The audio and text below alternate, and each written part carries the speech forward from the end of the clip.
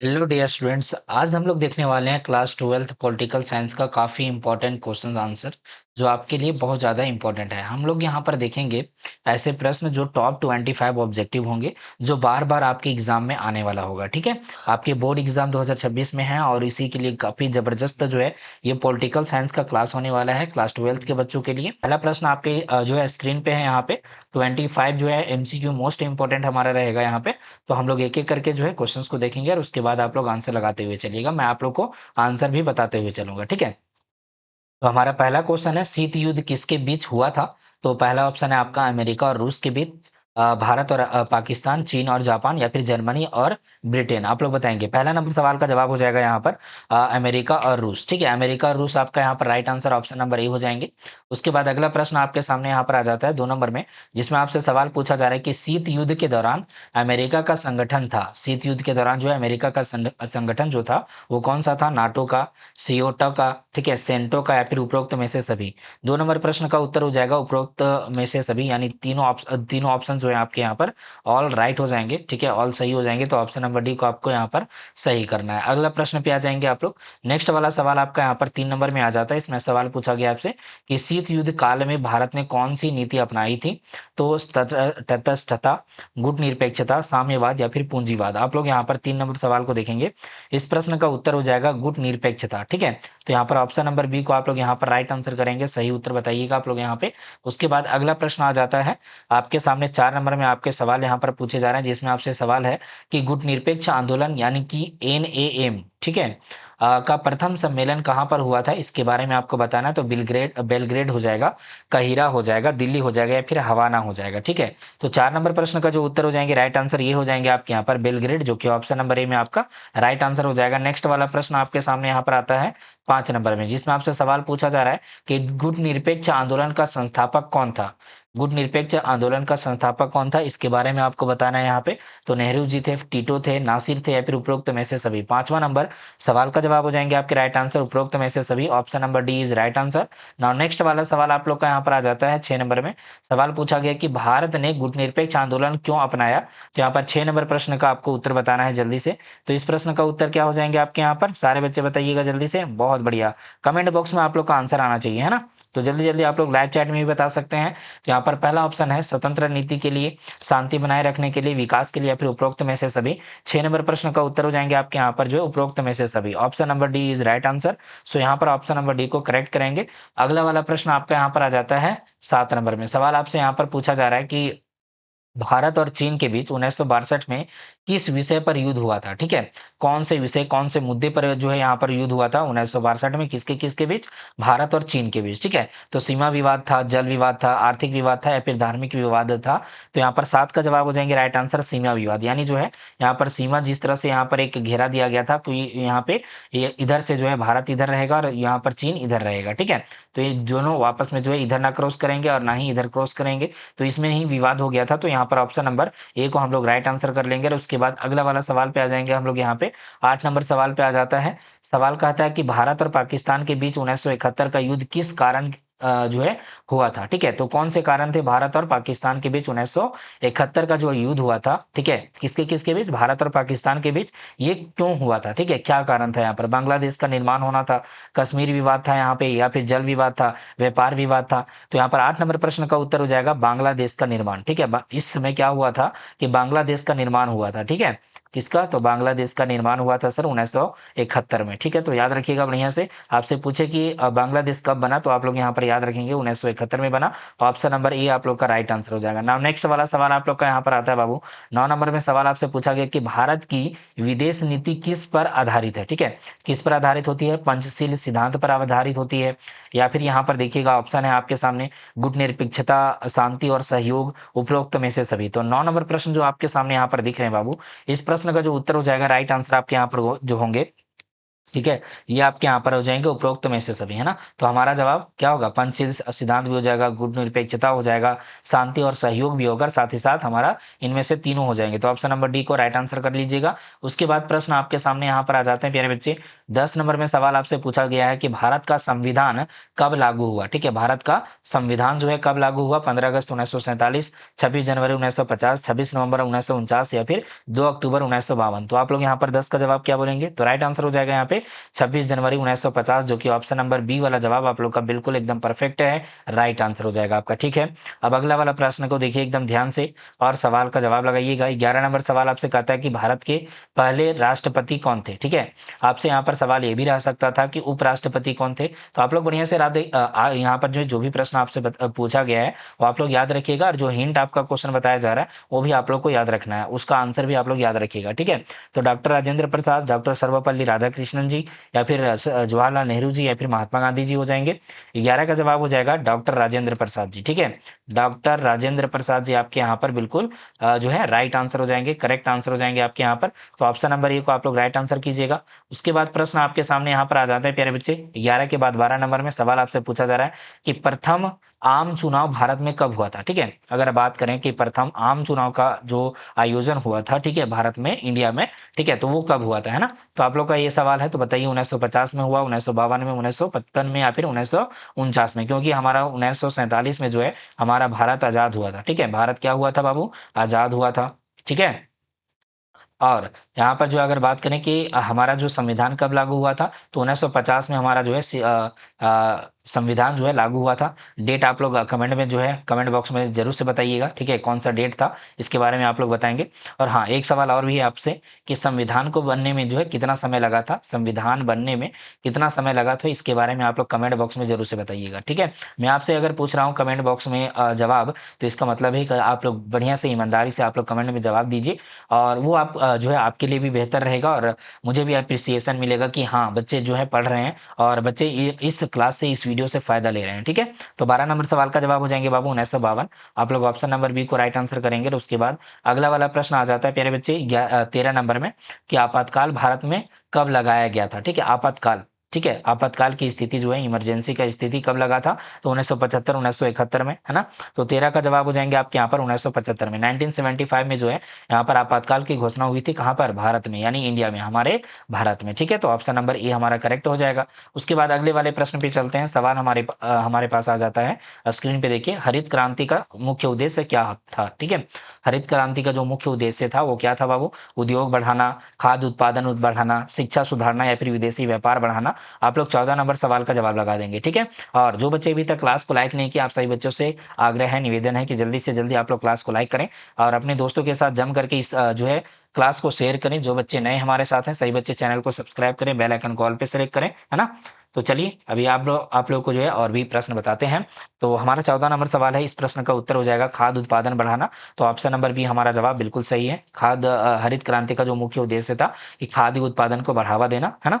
तो option number B को right answer कर लेंगे। और उसके बाद सवाल आपके स्क्रीन पे आ जाता है अगला वाला, जो कि 15 नंबर में है। सवाल पूछा गया कि संयुक्त राष्ट्र संघ यूएनओ का गठन कब हुआ? ठीक है, क्या कह रहा है सवाल कि संयुक्त राष्ट्र संघ यानी यूएनओ का गठन कब हुआ था, है ना? तो यहाँ पर पहला ऑप्शन है 1945, 1947, 1950 या फिर 1939 में। 15 का जवाब हो जाएगा बाबू बिल्कुल सही उत्तर कि 1945 में जो है यूएनओ का गठन हुआ था। ठीक है, यूएनओ का गठन हुआ था। ओके, तो यहाँ पर जो है आप लोग को जवाब लगाना पड़ेगा। तो वो जवाब हो जाएगा सर जी हमारा ऑप्शन नंबर ए वाला। क्लियर है? ओके, नाउ नेक्स्ट वाला सवाल को देखिए। सवाल आपका अगला वाला जो है 16 नंबर में आता है। कहता है सवाल आपसे कि संयुक्त राष्ट्र संघ का मुख्यालय कहाँ पर है, इसके बारे में बताइए। तो वाशिंगटन में है, न्यूयॉर्क में है, लंदन में, या फिर पेरिस में है? 16 नंबर सवाल का जवाब हो जाएगा बाबू यहाँ पर न्यूयॉर्क, जो कि ऑप्शन नंबर बी वाला जवाब आप लोग का बिल्कुल सही होगा। नेक्स्ट वाले प्रश्न पे आ जाएंगे। यहाँ पर 17 नंबर सवाल कहता है कि WTO का पूर्ण रूप क्या होगा, यानी इसका फुल फॉर्म क्या होगा? ठीक है, तो फुल फॉर्म आपको याद रखना है। इसका जवाब क्या होना चाहिए? World Tourism Organization, World Trade Organization, World Technical Organization, या फिर वर्ल्ड ट्रैवल ऑर्गेनाइजेशन? इसका बिल्कुल सही जो सटीक आंसर होगा वो हो जाएंगे वर्ल्ड ट्रेड ऑर्गेनाइजेशन, यानी हमारा WTA वो जो है वो क्या है? वर्ल्ड ट्रेड ऑर्गेनाइजेशन है। तो ऑप्शन नंबर बी को हम लोग यहाँ पर राइट आंसर कर लेंगे। और उसके बाद अगले वाले प्रश्न पे आ जाएंगे हम लोग यहाँ पर 18 नंबर में। सवाल आपसे पूछा जा रहा है यहाँ पर कि यूरोपीय संघ EU की मुद्रा क्या है, ठीक है। यूरोपीय संघ ईयू की मुद्रा जो है वो क्या है, डॉलर, यूरो, पाउंड या फिर जो है यहाँ पर दिनार, बताइए।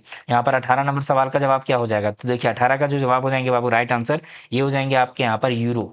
यूरोपीय संघ यानी ईयू का जो है यहाँ पर मुद्रा का बात करें तो मुद्रा का क्या होगा, तो मुद्रा जो है सर जी यहाँ पर यूरो होगा, ठीक है। यूरो यहाँ पर मुद्रा चलता है। डॉलर जो है कहाँ पे चलता है, यूनाइटेड स्टेट, ठीक है, यूनाइटेड स्टेट में चलता है सर जी, अमेरिका में चलता है, बहुत बढ़िया बात है। और पाउंड कहाँ पे चलता है, चलिए पाउंड के बारे में बताइए, कमेंट बॉक्स में आप लोग बताइए। भारत में क्या चलता है सर, भारत में अगर बात करें तो भारत में चलता है बाबू रूपी, ठीक है, रूपी चलता है ना, तो हमारा जो है रुपया चलता है, तो रुपया हमारा क्या है, मुद्रा है सर, बहुत बढ़िया बात है।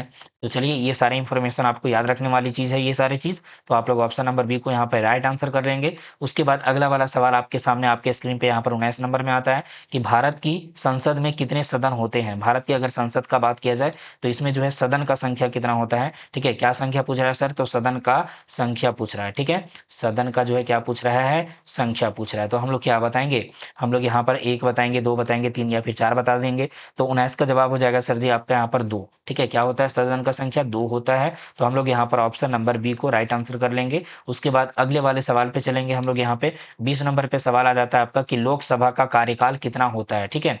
लोकसभा का बात करें तो इसका कार्यकाल यानी जो है सेवा देने का समय जो होता है वो कितना होता है, ठीक है। सेवा समय जो है वो कितना होता है यहाँ पे, तो 4 साल, 5 साल, 6 साल या फिर 2 वर्ष होता है।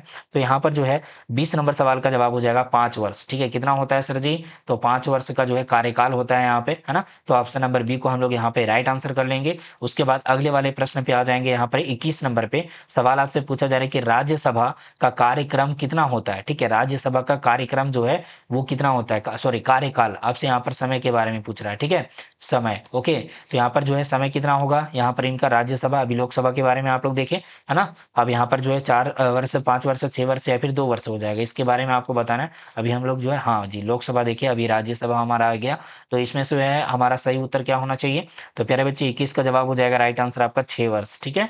ऑप्शन नंबर जो है आप लोग कौन सा सही करेंगे, सी वाला सही करेंगे आप लोग यहाँ पे। उसके बाद प्रश्न आपके सामने यहाँ पर आ जाता है 22 नंबर में सवाल पूछा गया है कि भारत के प्रधानमंत्री किसके प्रति उत्तरदायी होते हैं, ठीक है। भारत के जो प्रधानमंत्री होते हैं वो किसके प्रति उत्तरदायी होते हैं, तो राष्ट्रपति के प्रति, है ना। या फिर आपके यहाँ पर ऑप्शन आ जाते हैं लोकसभा, राज्यसभा, सुप्रीम कोर्ट।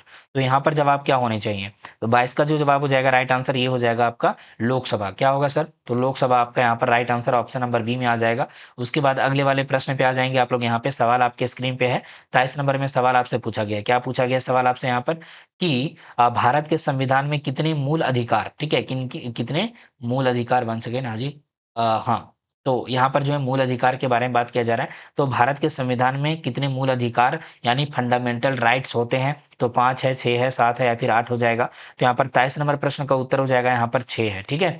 6 हमारा जो है क्या है, फंडामेंटल राइट्स है, फंडामेंटल राइट्स है यानी मूल भूत जो है अधिकार हो जाएंगे हमारे। तो ऑप्शन नंबर जो है आप लोग बी को राइट आंसर कीजिएगा यहाँ पे। उसके बाद अगले वाले प्रश्न पे आ जाएंगे। यहाँ पे अगला सवाल आपके स्क्रीन पे यहाँ पे आता है 24 नंबर में। 24 नंबर सवाल क्या पूछा जा रहा है आपसे यहाँ पर, एक सेकेंड, हाँ जी। तो यहाँ पर जो है अगला सवाल आपके सामने, वर्तमान में भारत के चुनाव आयोग में कितने आयुक्त जो है यहाँ पर होते हैं, ठीक है, कितने आयुक्त आपके यहाँ पर होते हैं। तो प्यारे बच्चे यहाँ पर सवाल आपसे पूछा गया, तो इसका पहला ऑप्शन ए 1 है, दूसरा 2 है, तीसरा 3 है और चौथा 4 है। तो यहाँ पर 24 का जवाब होने चाहिए आपके 3, ठीक है। 3 जो है यहाँ पर वर्तमान में भारत के चुनाव आयोग में कितने आयुक्त हैं, तो 3 है, ठीक है। तो यहाँ पर जो है देखिए यहाँ पर 3 बॉडी बना हुआ होता है, ठीक है, 3 बॉडी बना हुआ था, तो जिनके पास इक्वल पावर होता है, ठीक है। कितना पावर होता है सर, इक्वल पावर इनको दिया जाता है ना, तीनों को इक्वल पावर होता है। चुनाव आयोग यानी चुनाव आयोग वही चुनाव आयोग है जो कि वोट कराता है, ठीक है। क्या कराता है सर, वोट कराता है ना। तो आप लोग यहाँ पर जो है बढ़िया से याद रखेंगे कि इनका जो है 3 मेंबर होते हैं, 3 आयुक्त होते हैं जिनके पास इक्वल पावर होता है, ठीक है। तीनों के पास क्या होता है, इक्वल पावर होता है, ठीक है। तो ये यहाँ पर एक बोर्ड मेंबर के क्या होते हैं, एक चेयरमैन होते हैं, ठीक है। और उनके बगल अगल बगल में जो है यहाँ पर 2 मेंबर और होते हैं, क्लियर। तो इस बात को याद रखिएगा। तो यहाँ पर 3 जो है सही हो जाएगा, ऑप्शन नंबर सी आपका राइट आंसर है। और विस्तार में जानने के लिए आप लोग को लेक्चर देखना होगा, तो लेक्चर में आप लोग को सारा चीज समझ में आ जाएगा। नाउ नेक्स्ट वाला सवाल आपके सामने यहाँ पर 25 नंबर में है। सवाल कहता है कि भारत छोड़ो आंदोलन किस वर्ष शुरू हुआ था, ठीक है। भारत छोड़ो आंदोलन जो है कौन से वर्ष में शुरू हुआ, 1940, 42, 45 या फिर 39 में। 25 का जवाब हो जाएगा बाबू यहाँ पर राइट आंसर आपके यहाँ पे 1942 में, 1940 1942 में, ठीक है? भारत छोड़ो आंदोलन जो है स्टार्ट हुआ था, शुरू हुआ था 1942। आपका right answer option number B आपका करेक्ट हो जाएगा, जो कि हमारे जो है लास्ट क्वेश्चन का सही उत्तर हो जाएगा ऑप्शन नंबर बी वाला, ठीक है? मैं आपको 25 क्वेश्चंस बताया हूँ, जिसमें से आप कितना सही किए हैं आप लोग कमेंट बॉक्स में ज़रूर से बताइए। और आप लोग को ये क्लास पसंद आया है तो लाइक कीजिए, ठीक है? साथ ही साथ शेयर कीजिए जम करके अपने दोस्तों के साथ, अपने ग्रुप में। जो बच्चे नए हमारे साथ हैं, इस वीडियो को पहली बार देख रहे हैं इस चैनल पे, तो आप लोग इस चैनल को सब्सक्राइब कर लीजिए, बेल आइकन को ऑल पे सेलेक्ट कीजिए। और अगर आपको कोई भी सवाल हो, ठीक है, तो आप लोग कमेंट बॉक्स में ज़रूर से पूछें। साथ ही साथ अगर आप लोग ग्रुप में ज्वाइन होना चाहते हैं तो 7667671300 पे आप लोग व्हाट्सएप मैसेज कर दीजिए, ग्रुप का लिंक मिल जाएगा। साथ ही साथ आप लोग को जितने भी अभी ऑब्जेक्टिव क्वेश्चन बताया गया, उससे रिलेटेड आपको कॉन्सेप्ट पूरा जो है सीक्वेंस वाइज आपको पॉलिटिकल साइंस का क्लास करना हो, ठीक है, या फिर आर्ट्स के सभी सब्जेक्ट का क्लास करना हो, तो उसके लिए जो है आपके लिए सुविधा भी दिया गया है। तो उसके लिए क्या सुविधा है सर, कि मोबाइल एप्लीकेशन पे आप लोगों के लिए क्लास भी चलता है, ठीक है? मोबाइल एप्लीकेशन पे आप लोग का कोर्स चलता है, बैच आप लोग का स्टार्ट है, ठीक है? बैच का नाम है लक्ष्य बैच, ठीक है? लक्ष्य बैच आपका जो है नाम है ना? तो लक्ष्य बैच पे आप लोग को क्या करना है, अगर आपको जो है पूरा अच्छे से बैच को देखना है, अच्छे से आप लोग को कॉन्सेप्ट समझना है, तो 12th आर्ट्स, ठीक है, 12th आर्ट्स लक्ष्य बैच को ज्वाइन करना होगा। तो इसके लिए क्या करना होगा सर जी, तो मैं आपको प्रोसेस बता देता हूँ, आप लोग ज्वाइन कर पाएंगे, ठीक है? तो चलिए मैं आप लोग को प्रोसेस से थोड़ा सा बता दे रहा हूँ। यहाँ पे देखिए आप लोग को क्या करना होगा, आपकी तैयारी कैसे होगी, तो इसका जो है सिंपल सा प्रोसेस है कि सबसे पहले आप जाइए गूगल प्ले स्टोर पे जाइए, डाउनलोड कीजिए for study power mobile app, ठीक है? इस तरह का जो है मोबाइल ऐप आपको दिखाई देगा प्ले स्टोर पे। आप लोग वहाँ से जो है इस मोबाइल ऐप को डाउनलोड कीजिए, ठीक है? सही बच्चे को डाउनलोड कर लेना है। उसके बाद सेकंड जो यहाँ पर स्टेप होगा कि रजिस्टर कीजिए और लॉगिन कर लीजिए, ठीक है? एप्लीकेशन डाउनलोड करेंगे, उसमें रजिस्टर कीजिए और लॉगिन कर लीजिए। और तीसरा जो है आप लोग को यहाँ पर प्रोसेस करना है, वो क्या है हमारा, कि आप लोग जो है तीसरा स्टेप में करेंगे कि अपना क्लास को चूज़ कीजिए। आप क्लास 12th में है, 11th में, 10th में, ये आप लोग को यहाँ पर दिया जाएगा एप्लीकेशन पे, तो आप लोग चूज़ कर लीजिएगा। उसके बाद गो टू पेड कोर्स, ठीक है? यहाँ पर पेड कोर्स का ऑप्शन दिया गया है, पेड नोट्स का ऑप्शन दिया गया है, ठीक है? पेड टेस्ट आपके सामने है, यहाँ पर एनसीईआरटी बुक है, मॉडल पेपर, क्वेश्चन पे बैंक, ठीक है? Free notes and free test, free courses भी अवेलेबल यहाँ पर होंगे। तो आप लोग पेड कोर्स पे जाइएगा जहाँ पे लक्ष्य बैच चल रहा है, ठीक है? 12th आर्ट्स लक्ष्य बैच आपको यहाँ पर दिख रहा होगा। तो आप लोग इस बैनर पे भी आप लोग क्लिक करेंगे तो भी आप पहुँच जाएंगे बैच में, ठीक है? तो यहाँ पे इस पे क्लिक करके आप लोग को क्या करना होगा कि बैच पे आना होगा। तो अगला जो है हमारे पास प्रोसेस होगा कि आप लोग जो है बैच को ज्वाइन करें, ठीक है? आप लोग यहाँ पर देखिए लक्ष्य बैच आपको दिखाई देगा, उसमें भी व्यू डिटेल, व्यू डेमो और बाय नाउ का बटन आएगा। तो आप लोग इस जो है बैच को ज्वाइन कर लीजिएगा, जिसमें आप लोग को क्या-क्या मिलने वाला है, आपको जो है कॉन्सेप्ट वाला जो है क्लास मिलेगा, लाइव क्लास रहेगा, साथ ही साथ आपका जो है रिकॉर्डेड क्लास अभी चल रहे हैं, ठीक है? साथ ही साथ आप लोग का जो है नोट्स मिलेगा, एकदम परफेक्ट वाला नोट्स मिलेगा, एकदम प्रॉपर नोट्स आपके रहेंगे, सीक्वेंस वाइज, चैप्टर वाइज आपका रहेगा, टॉपिक वाइज पूरा। फिर साथ ही साथ आप लोग का ऑब्जेक्टिव एंड सब्जेक्टिव का सेट रहेगा, ठीक है? इसमें जो है लगभग 5-5 सेट मेरे तरफ से आपको दिया जाएगा यहाँ पे सब्जेक्टिव और ऑब्जेक्टिव का। फिर आपका मॉडल पेपर रहेगा, ठीक है? अगला जो है टेस्ट सीरीज रहेगा आपका यहाँ पे, है ना? ये सारा चीज़ आपको दिया जा रहा है यहाँ पे। साथ ही साथ आप लोग का जो है यहाँ पर प्रीवियस ईयर क्वेश्चन बैंक रहेगा, ठीक है? यानी जो है आपके 9 साल के लगभग, ठीक है? 9 साल का लगभग आपको प्रीवियस ईयर क्वेश्चन भी प्रोवाइड किया जाएगा यहाँ पे। तो आपको जो है कंप्लीट जो है आपका जो तैयारी होने वाला है, वो यहाँ पे आपका हो जाएगा, ठीक है? कहीं इधर-उधर जाने की ज़रूरत नहीं पड़ेगी, आपको सारा चीज़ कंप्लीट आपको मिलने वाला है। तो आप लोग जल्दी से जल्दी बैच को ज्वाइन कीजिए, काफ़ी बच्चे ज्वाइन हैं, ठीक है? आपका जो है तैयारी बेहतर हो, इसके लिए आप लोग को क्या करना होगा, ज्वाइन करना होगा। ज़ीरो से हीरो बनना है तो अभी ज्वाइन करें, ठीक है? और आप लोग देरी ना करें, है ना? तो चलिए, अगर आपको कन्फ्यूज़न या फिर कुछ भी प्रॉब्लम होता है तो आप लोग को नंबर दिया गया है, एडमिशन के लिए भी आप लोग इस नंबर पे कॉल या फिर मैसेज कर सकते हैं। तो आप लोग इस नंबर पे कॉल या फिर मैसेज कीजिए, 7667671300, ठीक है? फिलहाल आज के लिए इस क्लास में इतना ही रखते हैं, फिर मिलेंगे आपसे अगले वाले धमाकेदार शानदार क्लास के साथ। तब तक के लिए जय Hind, Vande Mataram, thank you so much सभी बच्चों को।